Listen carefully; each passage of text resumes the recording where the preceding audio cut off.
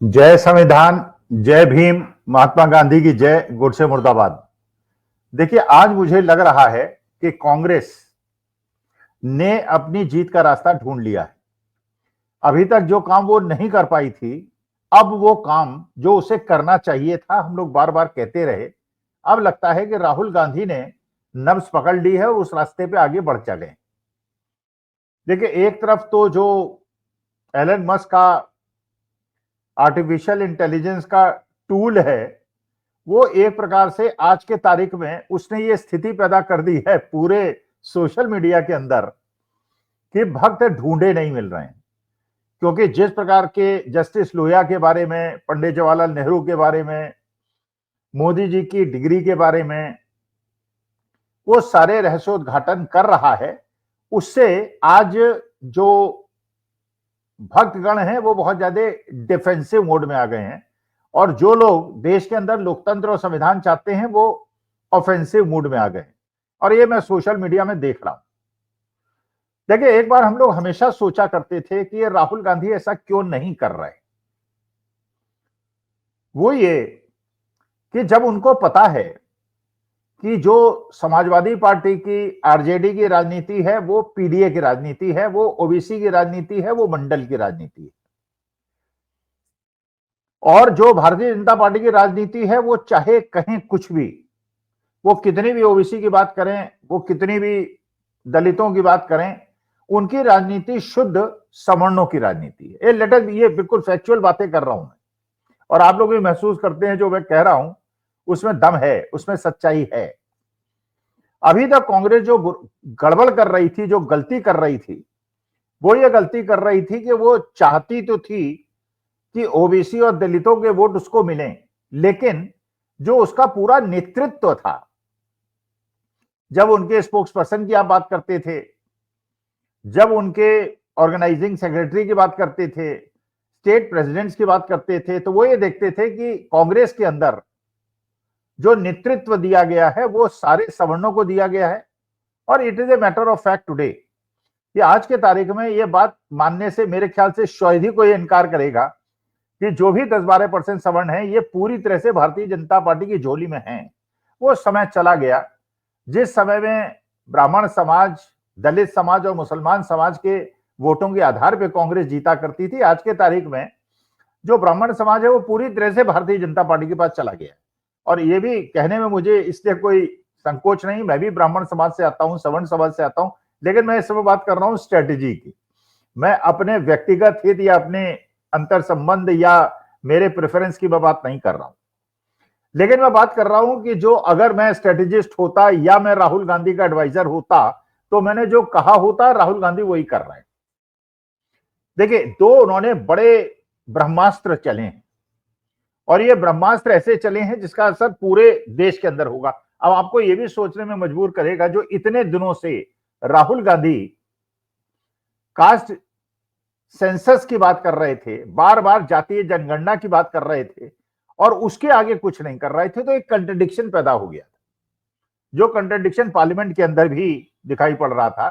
कि बात तो कर रहे हैं आप कास्ट सेंसस की, बात तो कर रहे हैं आप ओबीसी की, बात तो आप कर रहे हैं दलितों की, और आप टिकट दे रहे हैं सवर्णों को, रिप्रेजेंटेशन दे रहे हैं सवर्णों को। ये मतलब नहीं है कि सवर्ण जो है वो कांग्रेस के प्रति या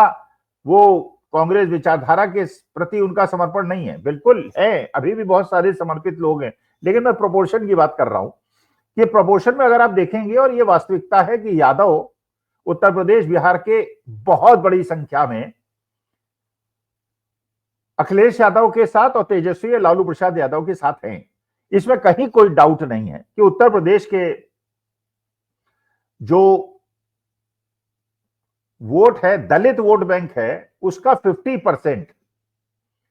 जो वोट बैंक है वो पूरी तरह से बहन मायावती जी के साथ है, और बाकी 50% जिसमें पासी समाज के लोग आते हैं, जिसमें अखिलेश यादव ने अयोध्या के अंदर एक जनरल सीट पे एक दलित कैंडिडेट खड़ा करके उसको जिता के एक मैसेज दिया था कि मैं वो कर रहा हूं जो भारतीय जनता पार्टी नहीं कर सकती। भारतीय जनता पार्टी कभी जनरल सीट पे शेड्यूल कास्ट शेड्यूल ट्राइब को इलेक्शन नहीं लड़ाती, लेकिन ये अखिलेश यादव ने किया, उसका फल उनको मिला। तो ये बात बिल्कुल स्पष्ट है कि उत्तर प्रदेश के अंदर जाटव समाज के वोट बहन मायावती को जुगाते हैं, लेकिन बाकी जो 50% वोट हैं वो फ्लोटिंग वोट हैं। इसी प्रकार से बिहार के अंदर जो पासवान वोट हैं वो करीब करीब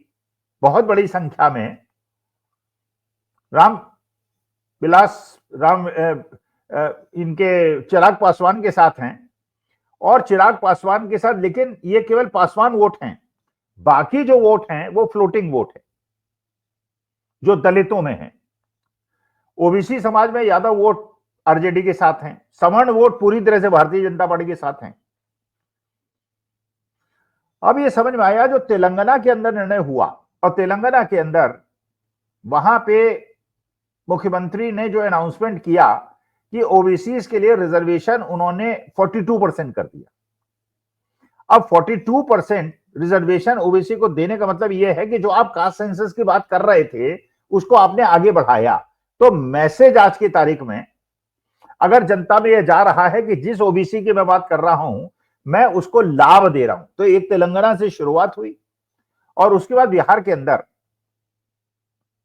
ये बिल्कुल सही बात है। वहां पे बिहार की राजनीति में अगर आप देखेंगे तो भूमिहार एक स्ट्रॉन्ग सेगमेंट है, चाहे 2-3% हो, और दलित एक बहुत स्ट्रॉन्ग सेगमेंट है, यादव एक बहुत स्ट्रॉन्ग सेगमेंट है, और बाकी जो कुर्मी कोयरी कुशवाहा हैं बड़े स्ट्रॉन्ग सेगमेंट है, और बाकी मल्लाह एक स्ट्रॉन्ग सेगमेंट है। और इनके सबके अपने अपने एक लीडरशिप है और एक रिप्रेजेंटेटिव लीडरशिप। ये बात बिल्कुल पक्की है कि बिहार की राजनीति में जो सवर्ण समाज है वो पूरी तरह से भारतीय जनता पार्टी के साथ है, जो यादव समाज है पूरी तरह से तेजस्वी यादव के साथ है।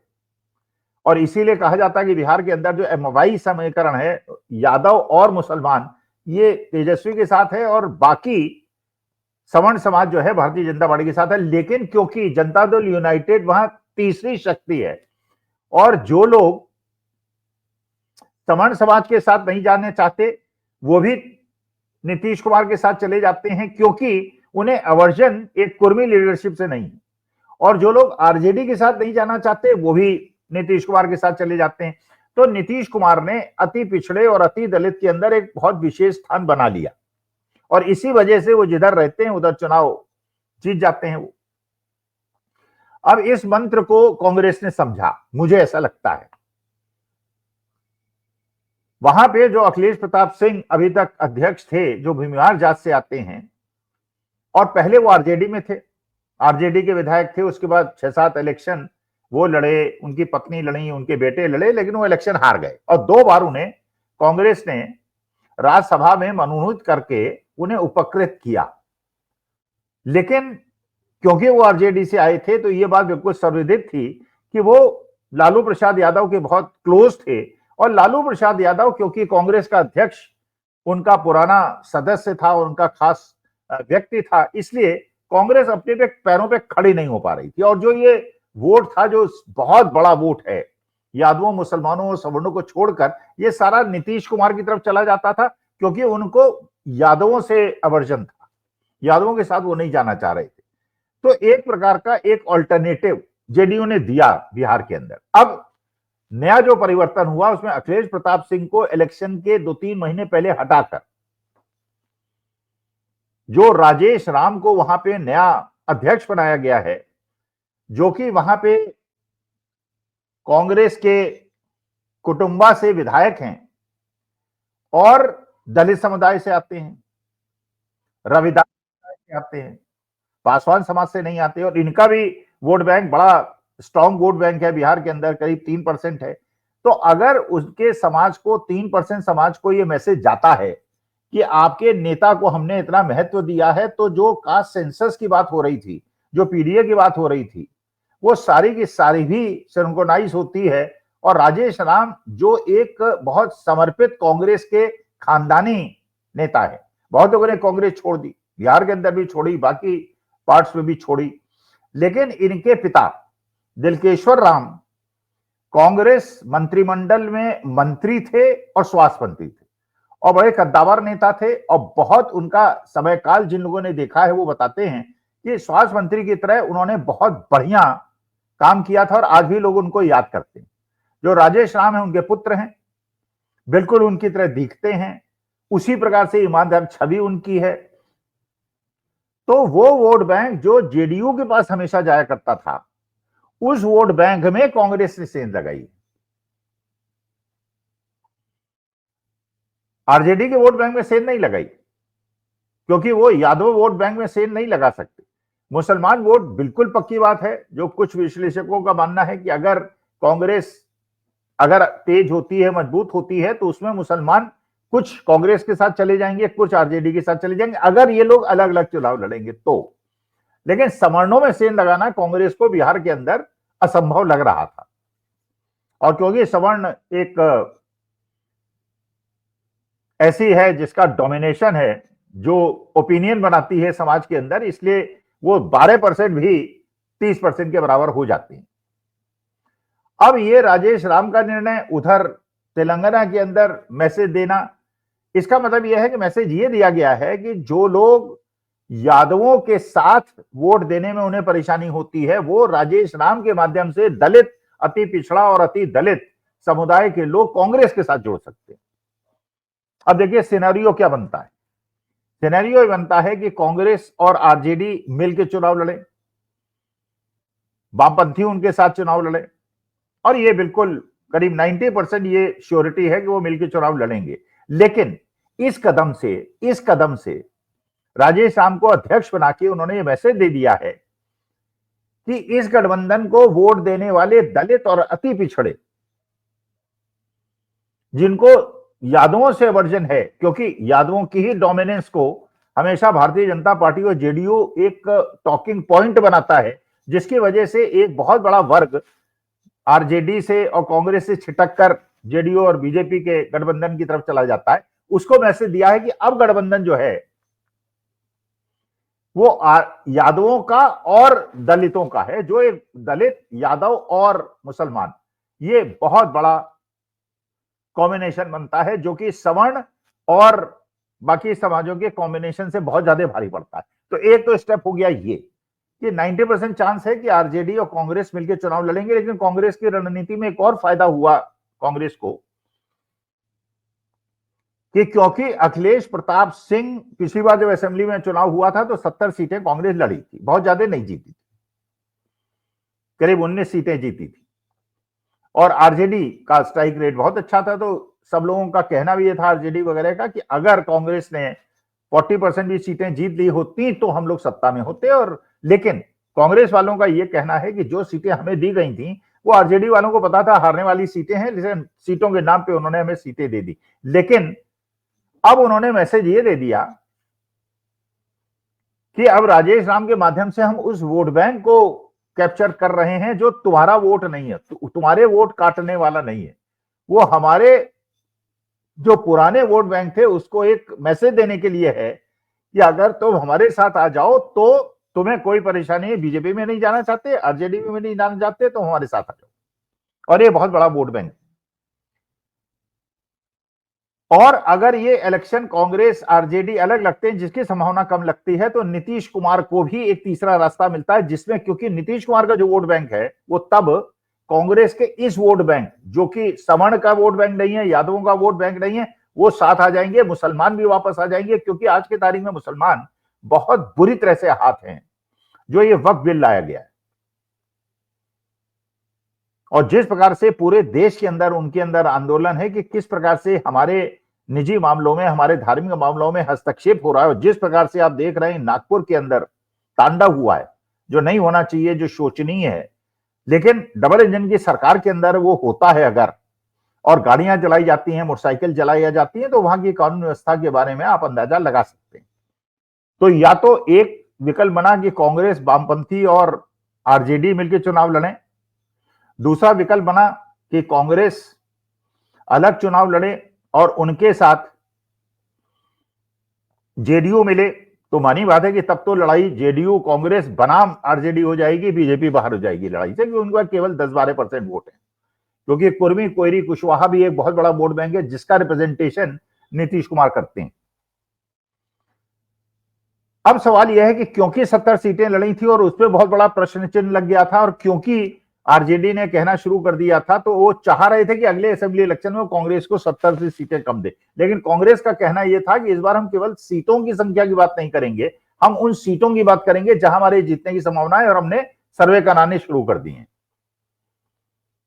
तो इसका मतलब यह है कि अब आरजेडी के ऊपर, लालू प्रसाद यादव, तेजस्वी यादव के ऊपर यह प्रेशर है कि कांग्रेस को आप इग्नोर नहीं कर सकते, क्योंकि कांग्रेस अगर अलग भी चुनाव लड़ी तो जितना नुकसान मुसलमानों के वोट काटने का होगा, उससे ज्यादा फायदा उन वोटों को लेने का होगा जो कि अदरवाइज बीजेपी और जेडीयू में चले जाते हैं, जो अति पिछड़े और अति दलित होते हैं। तो एक तेलंगाना के माध्यम से बिहार के वोटर्स को, एक ओबीसी को एक मैसेज देना, राजेश राम के माध्यम से रविदास समाज को एक मैसेज देना, और लालू प्रसाद यादव, तेजस्वी यादव को भी एक मैसेज देना, और नीतीश कुमार को भी एक मैसेज देना कि तुम्हारे पास विकल्प है। अगर तुम आरजेडी के साथ नहीं जा सकते, तो अगर आरजेडी हमको उचित सीटें नहीं देती तो हमारे साथ आ सकते हो। तो मेरे ख्याल से राहुल गांधी ने शायद, जो हम लोग सोच रहे थे कि क्या उनके दिमाग में है, क्या वो करना चाह रहे हैं, अब समझ में आ रहा है कि जो बातें कागज पे कही जाती थी, जो नारों में कही जाती थी, अब उसको जमीन पे उतारना शुरू कर दिया है। तेलंगाना और बिहार में राजेश राम को अध्यक्ष बना के, अब डिपेंड ये करता है कि राजेश राम जो अपनी टीम बनाए, उस टीम के अंदर वो कितना रिप्रेजेंटेशन अति पिछड़े, अति दलित और मुसलमानों को दें, जो उनका असली वोट बैंक है। अच्छा, इसके अलावा एक और एडिशनल काम हुआ है, जो कन्हैया कुमार ने रोजगार 2 यात्रा निकालनी शुरू की है, उसका बड़ा तगड़ा रिस्पॉन्स है। और जो छात्र, जो युवा अपने घर में प्रताड़ित होते हैं, ताने सुनने पड़ते हैं माँ बाप की, उनको नौकरियां नहीं मिल रही हैं, उनकी व्यथा मैंने सुनी। तो जो युवा वर्ग है, जो बहुत ज्यादा मोबिलाइजिंग फोर्स होता है, जो बहुत ज्यादा चीजों का प्रचार प्रसार करने के लिए बहुत ज्यादा प्रेरित होता है, वो नौकरी दिलाओ यात्रा की वजह से कन्हैया कुमार के साथ भी जुड़ रहा है और कांग्रेस के साथ भी जुड़ रहा है। तो मेरे ख्याल से अंत में जो राहुल गांधी को करना चाहिए था, केवल as a strategic point of view, वो राहुल गांधी ने कर दिया है। और मुझे ऐसा लगता है एक करवट है, जिस करवट से, और दूसरा जो एलन मस्क के